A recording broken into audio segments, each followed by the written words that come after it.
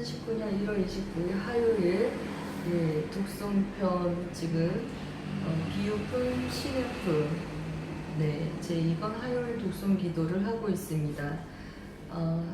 143페이지 제4 신의품 이어서 독송하도록 하겠습니다. 1장 법을 듣고 기뻐하다. 이때 거룩한 수행자인 장로 수보리와 마하가전년과 마하가섭과 마하목건년이 부처님으로부터 일찍이 듣지 못하였던 법을 듣고 또 세존께서 사리불에게 먼 훗날에 유없이 높고 바른 깨달음을 성취할 것이라는 수기 주심을 듣고 감탄하여 들듯이 기뻐하였다. 2장 뜻을 펴서 믿게 하다. 곧바로 자리에서 일어나 의복을 단정히 하고 오른쪽 어깨를 걷어올리고 오른쪽 무릎을 꿇고 앉아 일심으로 합장하고 허리를 굽혀 공경하며 부처님의 거룩한 얼굴을 우러러보면서 말씀드렸다. 저희들은 대중 가운데 상수로서 나이가 들어 육신이 노쇠하니 저희 스스로 생각하기를 나는 이미 세속적인 괴로움에서 벗어나 열반의 경지를 얻었기 때문에 더 할 일이 없다 하여 다시 위없이 높고 바른 깨달음을 구하지 아니하였나이다. 세존께서 오래전부터 저희들을 위해 법을 설해 주셨지만 저희들은 그때 설법을 듣는 자리에 있으면서 몸이 피곤하여 더 이상 들을 필요가 없다는 게으른 마음을 일으킨 나머지 다만 이 세상의 모든 것은 실체가 없고 오로지 공에 의해 생긴 것으로 원래부터 형상이 없으며 그 실상의 세계는 인연의 조작을 넘어선 상주 불변의 존재이다 하는 따위의 생각에만 사로잡혔을 뿐 보살의 법과 신통의 즐거움과 부처님 국토를 깨끗이 함과 중생을 성취시키는 일은 마음에 즐거워하지 아니하였나이다. 왜냐하면 세존께서는 저희들로 하여금 고통스러운 상계에서 벗어나 편안한 경지인 열반을 얻도록 하셨으며 또 저희들이 나이 이미 늙어 부처님께서 보살을 교화하시려고 위없이 높고 바른 깨달음을 성취하도록 설하시는 것을 보았지만 저희들은 그러한 경지에 도달하고 싶다는 동경과 서원하는 마음을 일으키지 아니하였나이다. 저희들이 지금 부처님 앞에서 성문들에게 위없이 높고 바른 깨달음을 얻을 것이라는 수기 주심을 직접 듣고 마음이 크게 기뻐 지금까지 전혀 경험치 못한 즐거움을 얻었나이다. 지금 뜻밖의 아주 드문 법을 들으니 매우 기쁘고 즐거우며 크고 좋은 이익을 얻으니 구하지 아니한 한량없는 진귀한 보배를 저절로 얻은 것과 같나이다. 3장 비유하여 경사를 설하다.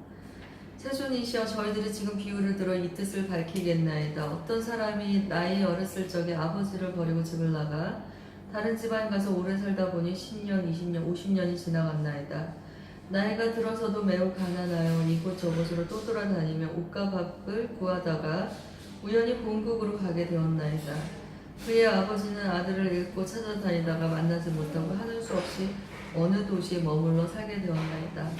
그 아버지는 부자여서 재물이 한량없으니 금은, 은이, 산호, 호박, 화려, 진주 등이 창고마다 가득하였고 남종, 여종, 상노, 부용인, 사무원들을 많이 거느렸으며 코끼리 말수레와 소화량이 무수히 많았고 재물이나 곡식을 거래하는 이익이 다른 나라에까지 미치어서 장사꾼과 고객이 매우 많았나이다.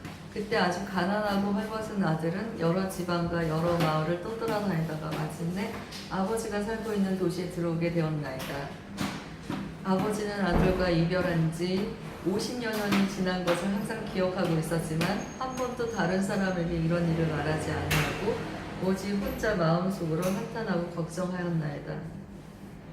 나는 이제 늙고 자식은 없으니 만일 죽게 되면 창고마다 가득한 금, 은의 진귀한 보배를 누구에게 전해줄 것인가 하면서 은근히 아들을 기다렸으며 다시 생각하되 내가 만일 아들을 만나서 재산을 전해주게 되면 마음이 기뻐서 다시는 근심과 걱정이 없으리라 하였나이다.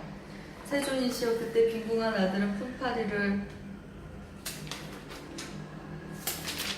하며 이리저리 다니다가 우연히 아버지가 사는 집의 대문 앞에 이르렀나이다.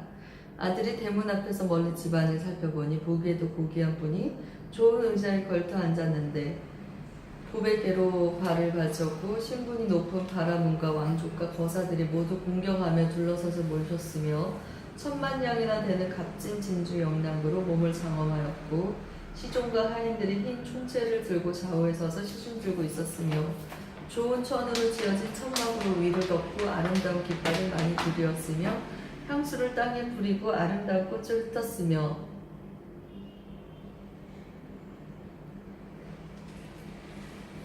보물들을 늘어놓고 내어주고 받아들이는 이러한 장엄한 일들이 위엄과 덕이 높아 보였나이다.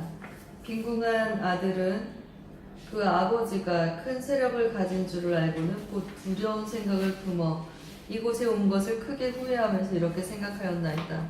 저분은 틀림없이 왕이거나 혹은 왕족일 것이다. 그러니 이곳은 내가 품팔이 할 곳이 아니로다. 차라리 가난한 마을에 가서 열심히 일을 하여 입을 옷과 먹을 음식을 구하는 것이 낫겠구나. 만일 이곳에서 오래 머물다가 혹 눈에 띄어 붙들리게 되면 나를 잡아 강제로 일을 시킬지도 모르겠구나 하고는 빨리 달아났나이다. 이때 대부호 장자는 사자자에서 자기 아들을 즉시 알아보고 마음이 너무 기뻐서 곧 생각하기를 나의 창고마다 가득 찬 재물을 이제는 전해줄 사람이 있구나. 내가 항상 이 아들만 생각하고 기다렸으나 만날 수가 없더니 이제 스스로 찾아왔으니 내가 원하고 바라던 것이 이루어졌도다. 나는 비록 늙었으나 재산을 아끼는 마음은 변함이 없노라 하고 곧 사람을 보내어 데려오도록 하였나이다.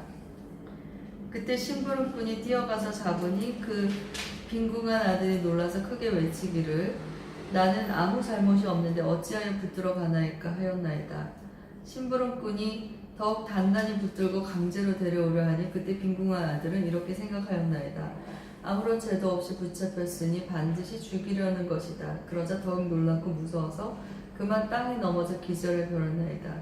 아버지는 멀리서 이 광경을 보고 심부름꾼에게 말하기를 그 사람을 억지로 붙잡아 올 것은 없다. 그 얼굴에 냉수라도 끼얹어 깨어나게 하고 제정신이 들더라도 아무 말도 하지 마라고 하였나이다. 왜냐하면 아버지는 아들의 마음이 작고 못난 줄을 알고 자기와 같이 신분이 높은 사람과는 어려워서 가까이 할 수 없음을 짐작하였기 때문입니다. 분명히 자기 아들인 줄 알지만 방편을 써서 다른 사람에게는 자기 아들이라는 말을 하지 않고 심부름꾼을 시켜 말하기를 내가 이제 놓아줄 터이니 너희 마음대로 가거라 하였나이다. 빈궁한 아들은 매우 기뻐하며 땅에서 일어나 어느 가난한 마을을 찾아가서 입을 것과 먹을 것을 구하였나이다.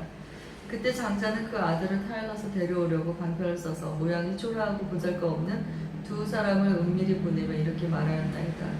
너희들은 거기에 가서 가난한 사람에게 말하기를 저기 좋은 일자리가 있는데 품삯은 다른 데보다 배로 준다고 하여라. 만약 가난한 사람이 허락하면 데리고 와서 일을 시키되 만일 무슨 일을 하느냐고 묻거든 걸음을 치우는 일이라 말하고 우리 두 사람도 그대와 함께 일을 한다고 하여라.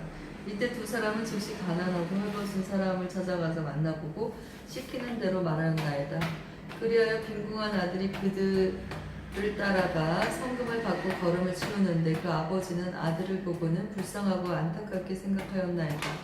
그러다가 어느 날 창문으로 아들을 바라보니 몸이 말라 야위었고 흙과 오물이 온몸에 가득하여 더럽고 불결하기가 이루 말할 수 없는지라 아버지는 곧 진주 목걸이와 좋은 의복과 장신구를 벗어버리고 허름하고 때묻은 옷으로 갈아입고 흙과 먼지를 몸에 바르고 손에는 청소도구를 들고 나가 여러 일꾼들에게 말하기를 너희들은 부지런히 일하고 게으름을 피우지 말라 하면서 이러한 방편으로 아들에게 가까이 접근할 수 있었나이다.